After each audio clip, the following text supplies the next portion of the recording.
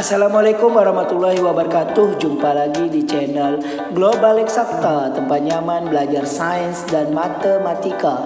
Adik-adik, kali ini saya akan mengajak adik-adik untuk mempelajari tentang pembahasan soal KSN, Kompetisi Sains Nasional untuk bidang lomba IPA SD.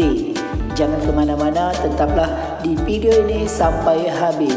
Bagi yang baru bergabung, mohon dukungannya agar channel kami terus berkembang dengan menekan tombol subscribe dan aktifkan lonceng notifikasinya agar tidak ketinggalan dengan video-video terbaru dari kami. Adik-adik, langsung saja kita bahas soal KSN, Kompetisi Sains Nasional IPA SD. Oke, adik-adik, ini adalah soal-soal yang pernah muncul di soal KSN IPA SD ya. Nomor 1, berikut ini yang tidak mempengaruhi proses transpirasi pada tumbuhan adalah: A. Jumlah floem yang terkandung di dalam tumbuhan. B. Keberadaan lapisan kutikula pada daun. C. Ukuran, posisi dan jumlah stomata pada daun. D. Intensitas cahaya yang didapatkan tumbuhan. Oke adik-adik, adik-adik harus tahu dulu ya, transpirasi ini adalah proses keluarnya uap air dari permukaan tubuh tumbuhan yang sebagian besar dari stomata. Oke adik-adik, namun selain stomata ada juga namanya transpirasi kutikula ya. Kutikula ini fungsinya memperlambat kehilangan air dari daun sehingga proses transpirasi ini berlangsung dengan baik ya. Jika kutikula ini tidak ada, maka proses transpirasinya akan berlangsung dengan sangat cepat dan daun bisa saja kehilangan air ya dengan cepat sehingga bisa kering ya. Jadi kutikula ini salah satu yang mempengaruhi ya adik-adik. Jadi untuk opsi yang B, keberadaan lapisan kutikula ini mempengaruhi ya, benar. Oke adik-adik, sedangkan soal minta yang tidak mempengaruhi ya.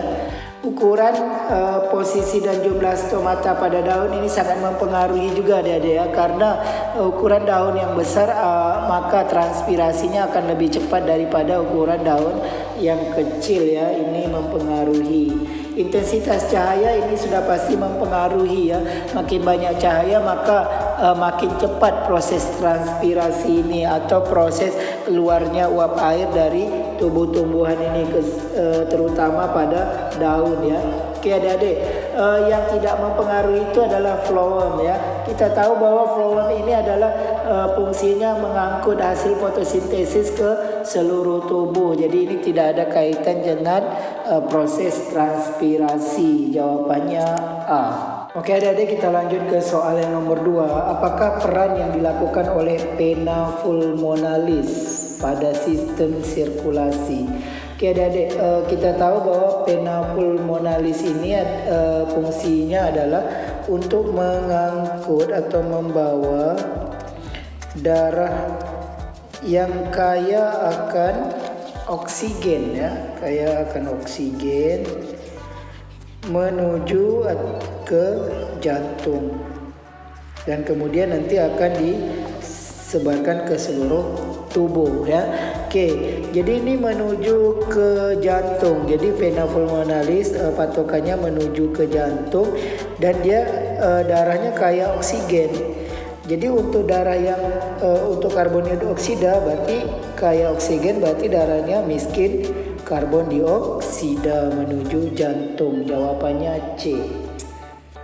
Oke adik-adik, kita lanjut ke soal yang ketiga. Organ yang berperan dalam pencernaan lemak. Oke adik-adik, ini adalah organ-organ pada sistem pencernaan. Oke adik-adik, pada mulut itu terjadi pencernaan karbohidrat ya adik-adik ya.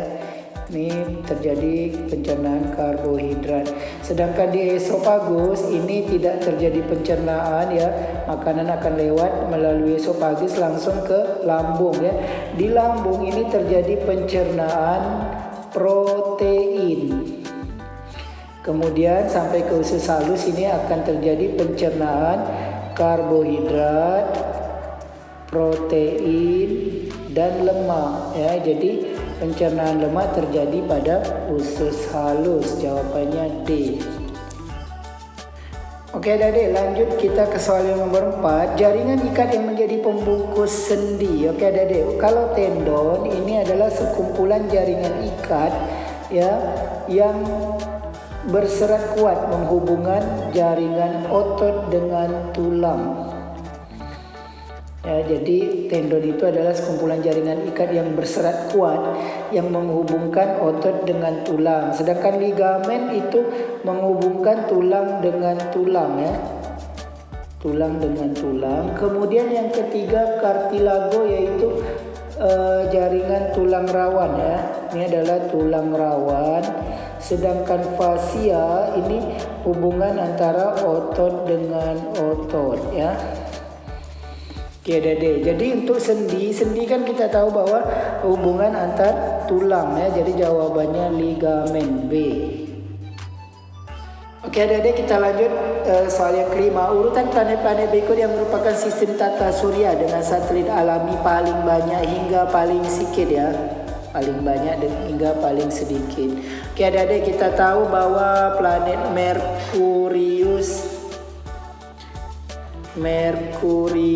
dan Venus itu tidak mempunyai satelit ya, satelitnya tidak ada.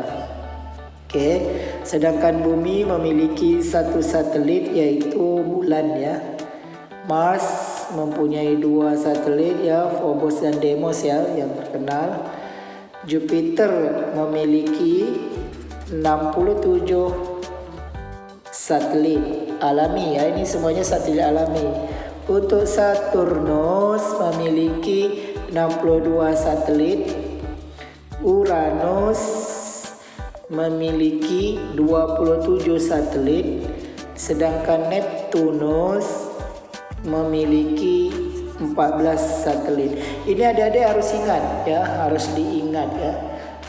Jadi kalau diurutkan yang paling banyak yaitu Jupiter, Saturnus, Uranus, Neptunus ya, baru Mars, baru Bumi ya. Jupiter, Saturnus, Uranus, Neptunus ini tidak ada di option ya. Jupiter, Saturnus, kemudian ini Mars ya. Berarti kalau kita lihat ini kalau Bumi dulu baru Mars sudah jelas salah ini ya. Oke, Saturnus baru Jupiter dah jelas salah karena Jupiter paling banyak. Jupiter, Saturnus, kemudian Mars, Bumi, benar ya. Jupiter ini memiliki 67 satelit, Saturnus 62, Mars 2, Bumi 1 ya. Ini jawabannya ya. Kalau nomor D dah jelas salah karena Jupiter paling banyak. Oke adik-adik, kita lanjut soal yang ke-6. Berikut ini yang tidak berperan dalam proses penyaringan, pelembapan dan penghangatan udara. Ini yang jelas berfungsi sebagai penyaringan, pelembapan dan penghangatan ini rongga hidung, trakea dan bronkus ya. Yang tidak adalah alveolus. Kita lanjut ke soal yang ke-7. Pernyataan di bawah ini menggambarkan hal-hal yang terjadi setelah darah keluar dari luka. Oke adik-adik, untuk ini ya adik-adik bisa lihat ini proses pembekuan darah ya. Oke, ini sudah saya buat ringkasannya ya. Untuk proses pembekuan darah, prosesnya seperti ini. Pertama luka, kemudian darah keluar, kemudian keping darah atau trombosit pecah ya, kemudian menghasilkan enzim trombokins. Kemudian bersama ion kalsium dan vitamin K mengubah protombin menjadi trombin.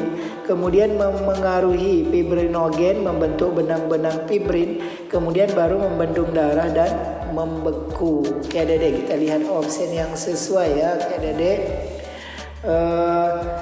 Yang pertama trombosit pecah ya.